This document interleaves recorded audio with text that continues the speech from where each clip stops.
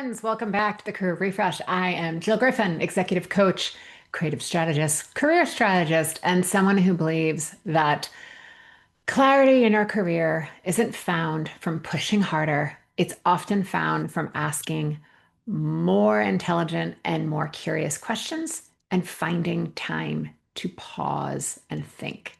And that's what we're talking about today. Today, we are going to explore one of the most common and at times most confusing moments in our career. Whether you're wondering, should I stay? Should I shift? Should I leap? Should I leap? Should I go? Should I leap to the new next opportunity? Should I go someplace else? Most people think about career decisions like a tightrope, right? And they feel like one wrong move and everything falls apart. I refuse to believe that. And someone can argue with me, but I feel like it's much more like chutes and ladders, right? If you're working your career and all of a sudden something falls and you're down, right? When you work through that, you're right back where you're exactly supposed to be. How do we know? Because that's where you are. That's where you end up, and that's where you're supposed to be. So some of my philosophy and things. It doesn't mean we don't make plans, we don't strategize, we don't work hard, but I don't really believe in failure. I just believe in like, yeah, you messed up or that sucks or that wasn't what you wanted, but then you move forward and you decide what to do next. Failure is only when you stop trying. So if you're thinking about your career chapter, the next chapter as being like, I got to figure this out. I got to do it right. I can't mess up, right? I'm going to offer you that your next chapter is probably not a single option, that there's a range of possibilities. And when you can spend time in seeing those possibilities more clearly, decision making becomes a lot easier. You're finding that it's much more aligned to your personal values or the values that you have professionally that align to your company that you're looking at or where you're looking to go, right? So in this episode, I want to guide you through some really thought-provoking areas. Stay, what it looks like if you continue the way you are. Shift, what becomes possible if you make meaningful change. And then leap, what if you moved fear and judgment and money? If that wasn't in the way, what would you choose? All right, so let's dig in. Okay, why this framework works on the three parts of looking at stay, shift, or leap is because when you're feeling stuck, people are often looking at this thing or this thing. Should I do this? Should I do this? I'm looking at two things. I'm looking at it as a binary answer. I could do this and this would happen. I could do this and this would happen. But they're not apples to apples. You can't the opportunities are different, the challenges are different. You are going to be different based on which you choose. So it's not comparing it this way. It's looking at, let me look at what happens if I stay. Let me investigate that and not look at anything else. What happens if I shift? What does that look like? Not looking at anything else. And then lastly, if I leave. So again, then you're like, well, then what happens? Okay, so once you do that work, then yes, we can compare, but it's not a pro and con list between the two things that we're looking at. All right. So one gives you choice, you get perspective, you get permission, you get a place to play and sort of wallow in a great way into what's possible. This framework will also help you get to name what it is that you want or start to get the feeling for what it is that you want.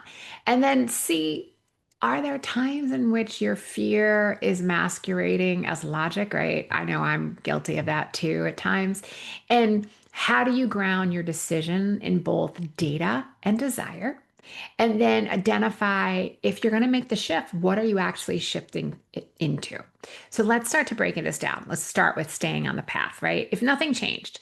So again, this is place, grab that pen, grab that journal, grab that notes app, whatever your style is, and really think through if you continued exactly where you are now, what would your career and life look like over the next few months or next few years? You can decide.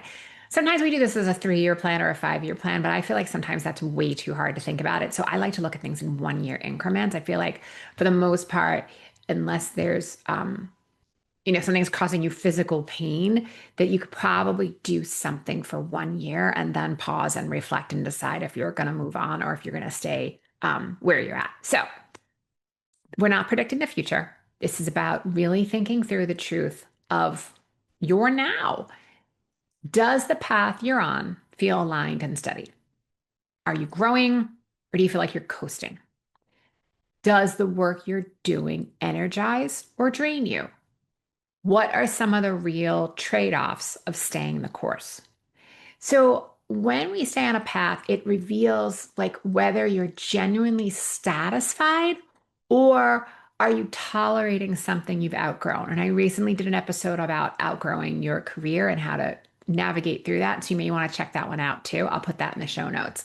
The path can feel really grounding if you stay where you are, or it might feel like, oh gosh, no way, this is a wake up call, right? Both of this, we'll call it data, both of these answers are useful.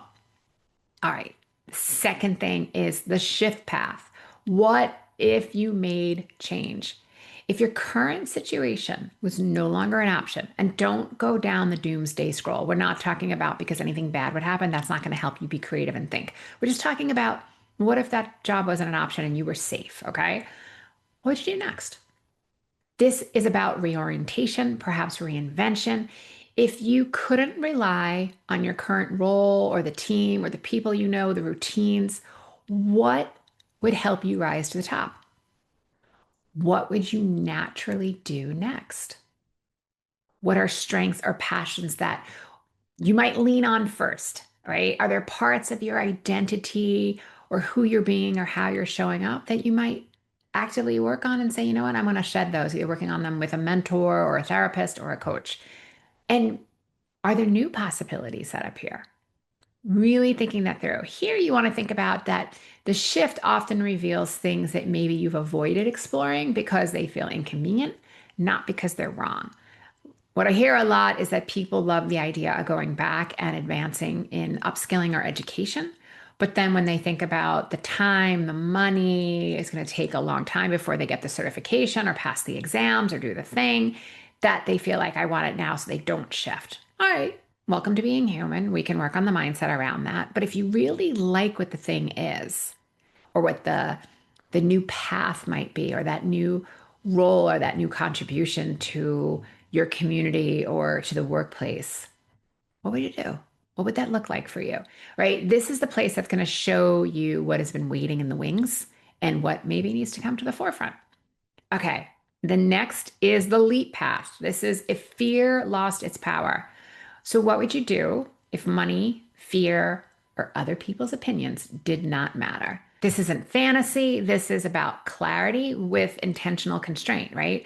We know that when we constrain ourselves, there's an opportunity actually within that to be more creative, to be in that space. So, just thinking through if we removed these external challenges like money, fear, and other people's opinions. I'm not saying they're not real. They totally are. I get it. They really can impact our way of being, our mindset, and the work that we produce. But let's just put those aside for a moment, right? Play with me. Let's put those aside. So, if you could put those aside, what do you truly want? What what if you pursued it? Could you trust yourself enough to go pursue it?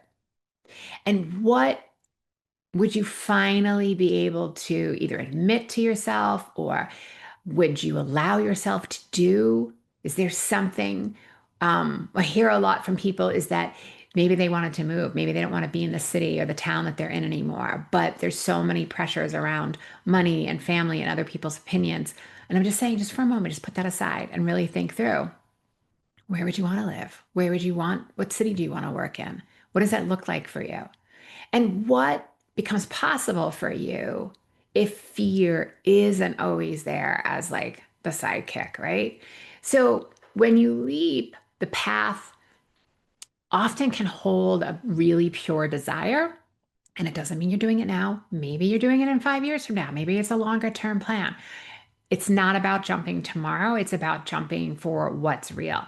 And when you're thinking through the leap path, it contains a truth, your truth about how you can integrate some of those areas now without blowing everything in your life up. There's a possibility that you can start doing some of that stuff now. Again, it depends on what your truth is.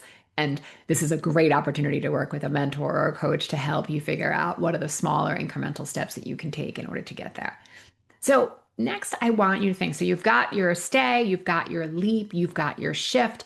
I want you to give each of these paths a short little title, right?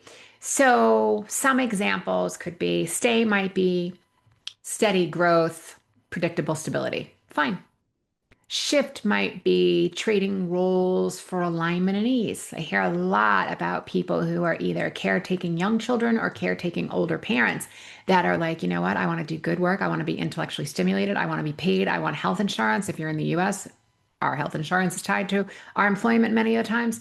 You want that, but you really want to just, I don't want to have to work outside of work. And that is an honest answer. There's also a part in the sobriety community where it's called a sober job, right? So that if your job is to get well and to get sober and to work on your health and overall well-being, then we don't want to be in a job that's so taxing that it would impact your recovery, right? That's also maybe if you're thinking through shifting, like trading roles for alignment and ease. Those are two examples.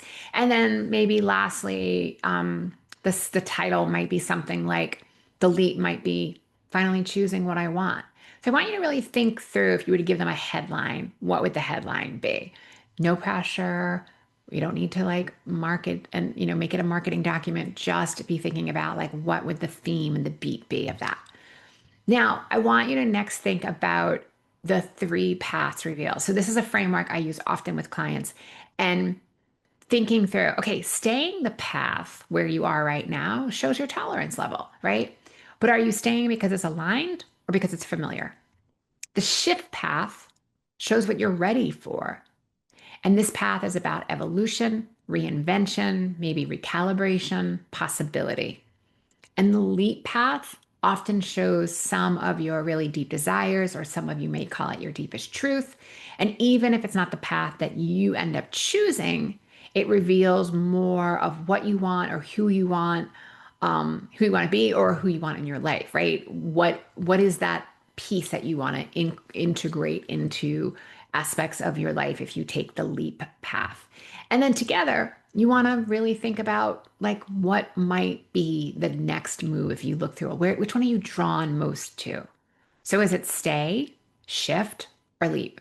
And you may already know the answer, and it may also feel like, but it's impossible to get there. I'm just going to ask you to not do that to yourself right now and just hold the possibility because you may feel a gentle tug towards one of these paths, or you may simply feel relief knowing that, you know what, I have more options than I actually realized, and that really feels good right now. I'm not going to do anything about it right now, but I really like the idea that I have more than one option.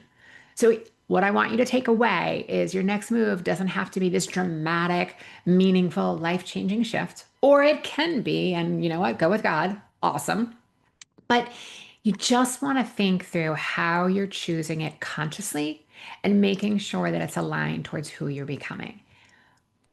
I want to hear from you. You know, I always want to hear from you. So, did you do some of these prompts and what did you uncover? Email me at hello@jillgriffincoaching.com.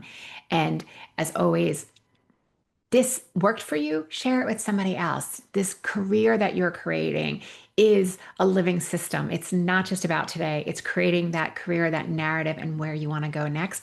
And finding time to pause and ask yourself these questions like this are really what can help uncover some of those truths of what you want to do and what's possible for you.